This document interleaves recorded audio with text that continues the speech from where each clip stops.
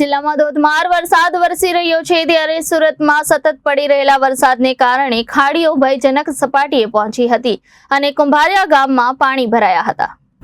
જિલ્લામાં ધોધમાર વરસાદ વરસી રહ્યો છે ત્યારે સુરતમાં સતત પડી રહેલા વરસાદને કારણે ખાડીઓ ભયજનક સપાટીએ પહોંચી હતી। કુંભારિયા ગામમાં પાણી ભરાઈ ગયા હતા। કુંભારિયા ગામના પાદર ફળિયામાં પણ પાણી ભરાઈ ગયા છે।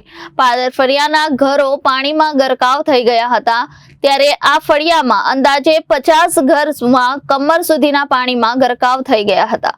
ઘરોમાં પાણી ભરાતા લોકોને હાલાકીનો સામનો કરવો પડી રહ્યો છે।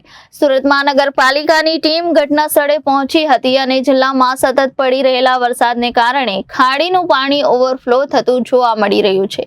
ઘરોમાં પાણી ભરાતા લોકોની હાલાકીમાં વધારો થયો હતો। તમારું નામ? લાલુભાઈ વસંતભાઈ રાઠોડ। કઈ જગ્યા છે આ? કુંભારિયા ગામ પાદર ફળી।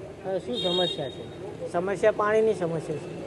કઈ રીતે પાણી ભરાય છે ને કેટલા સમયથી પાણીની સમસ્યા? પાણી સમસ્યા આ કચરાની હિસાબે ને આ આપણે કુંભેશ્વર મહાદેવ મંદિર છે ત્યાં જે સારથી દિવાલ પડી ગયેલી છે એ જગ્યા નાની છે ત્યાંથી પાણીનો નિકાલ નહીં થાય।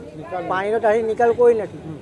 એસએમસી વાળા આવડે કચરો આમાંથી કેટલો કાઢ્યો એસએમસી વાળાએ પણ પાણી એ કચરો કાઢ્યો એ લોકો પણ જે કુંભેશ્વર મહાદેવ મંદિર છે એ સારથી દિવાલ પડી છે ત્યાંથી એ લોકો કચરો હટાવ્યો નથી। કેટલા દિવસથી પાણી ભરાયું? પાણી પર આજે 5મો દિવસ થઈ ગયો। કેટલી નુકસાની ગઈ છે? નુકસાની તો બધાને બહુ નુકસાની ગઈ છે। હજુ સલંગ 4 દિવસ પાણી પડે તો આ ઘરોની ઉપરથી પાણી જાય।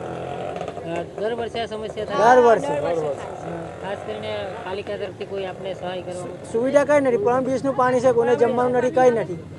કોર્પોરેટર બી આવીને જોઈને જતી રહ્યા પણ કોઈને કઈ કીધું નથી। તમારું નામ? કલાબેન। કલાબેન, કયો વિસ્તાર છે? કેટલા સમયથી રહો છો ને શું સમસ્યા છે? વિસ્તાર એટલે આમ કેટલા વર્ષોથી પાણી ભરાય, એમ બહુ વર્ષોથી પાણી ભરાય છે। અમને બહુ જ તકલીફમાં છે ભાઈ। કઈ જગ્યા કહેવાય છે? અહીંયા પાદર ફળ્યું। કઈ રીતની સમસ્યા છે? કઈ એટલે આમ તકલીફ અમને વધારે છે। અમે તો બહુ વર્ષો થઈ ગયા પાણીથી। હવે અમને તકલીફ કેટલી છે કે અમે જ જાણીએ છીએ। અમારા રહેવાના કોઈ ઠેકાણા નહીં, ખાવાના કોઈ ઠેકાણા નહીં। અમારા પોયરા માંડા હાજા અમે કોઈના ઘરમાં થોડું રખાય છે તે તો અમે ક્યાં કે ભાઈ તમે નીકળો નીકળો એમ જ કહેવાનું ને। અમને કોણ રાખે છે? કોઈ નહીં। આજે કેટલા વખતથી આવું છે। પાલિકા તરફથી કોઈ સહાય કરવામાં આવી? એવું તો કઈ સહારા કઈ મળે નહીં અમ લોકોને। Reporter Arvind Rathod, Janadesh news, Surat.